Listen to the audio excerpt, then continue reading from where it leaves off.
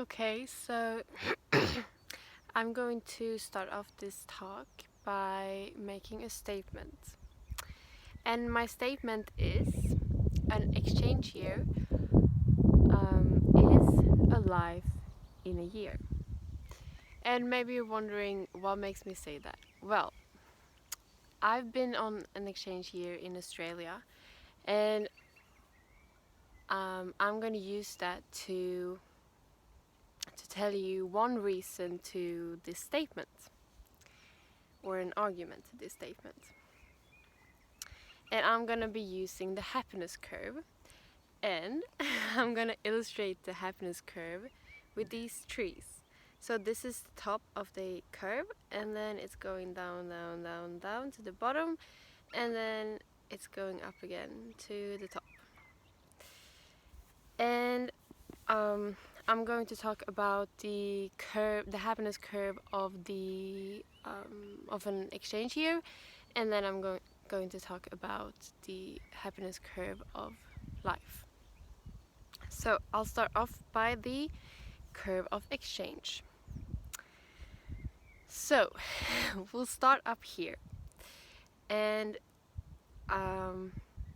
when you're here, you're coming to the new country, you're coming to a new culture, a new language, or in my case, a relatively new language. Everything is very exciting and new and fun, and you're curious about everything, and everyone else around you. They are curious about me, and about Sweden and what Sweden's like. Yeah, so that's when you're happy and you're on at the top of the happiness curve. But then it's going down, and you're starting to questioning the culture, questioning the family, the way the family does stuff that you don't usually do, and it kind of makes you irritated and also frustrated, and because you can't really express the the feelings you have inside, and you can't really get angry at people because they're not your real family, and you don't know the nuances in the language yet, and so therefore you can't express um, well your your real emotions. Um, and everyone else around you just goes on with their life, and they're not really paying attention to you anymore, and you only have shallow relationships, mainly because of this, that you can't really express yourself the way you want to. Um,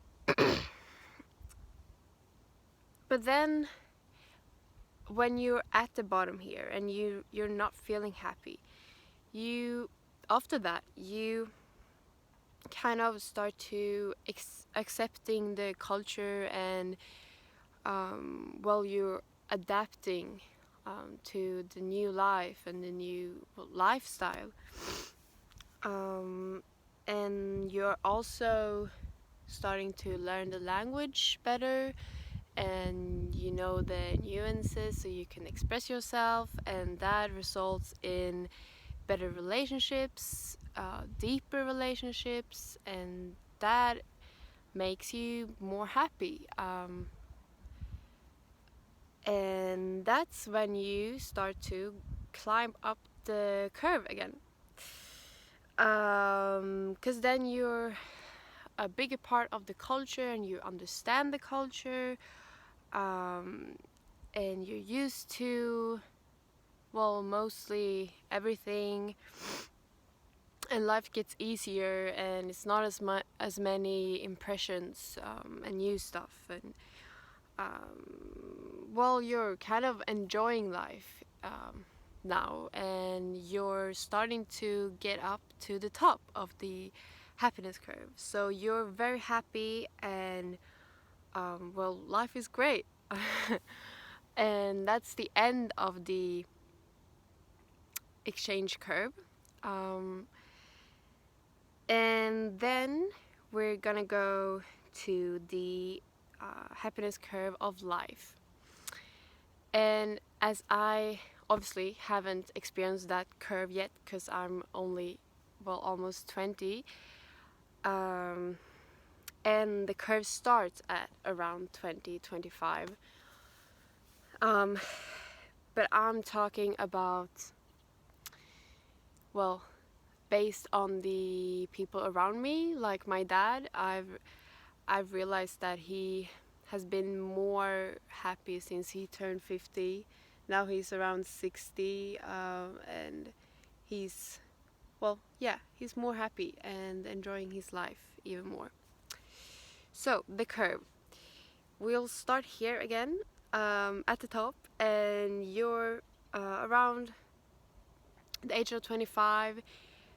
Life is great, you're free, you have exciting plans for your life, you have your whole life in front of you. You're meeting new people all the time and new impressions, which is fun, and you have no responsibilities whatsoever, and well, you're free to do whatever you want. And that's when you're at the top and you're very happy. But then, like before, you're going down. And that's when you get a serious job, you are starting to settle down, you get a house, a family with children, partner, and you get all these responsibilities. And with that, the different demands come, and you have these demands from society, from your family, from your friends, and they are just general demands of these expectations that you should have a good job, a good family, and yeah, those stuff. And that's when you're at the bottom of your curve and your life has been the same for a while now, and it's not that exciting anymore. So you're not that happy. But then when you're starting to climb again, you start to get, well, so the bottom is like around 50 or 45. But then after that, your children have maybe grown up and you have more time to do what you like, and what you want to spend your life doing. And the life just gets more simple, and you do not have these responsibilities that you used to have. Maybe you have retired, so you don't even have a job, and that results in even more time to do whatever you want to do, and you're free again, like you were when you were at this top, but now you're at this top again. And well, yeah, you're just enjoying life, and feeling very happy. So these are the two curves of happiness, or happiness curves, and they are very similar to each other, and that's the reason why I'm making this statement that I did in the beginning, that an exchange year is a life in a year. Thanks.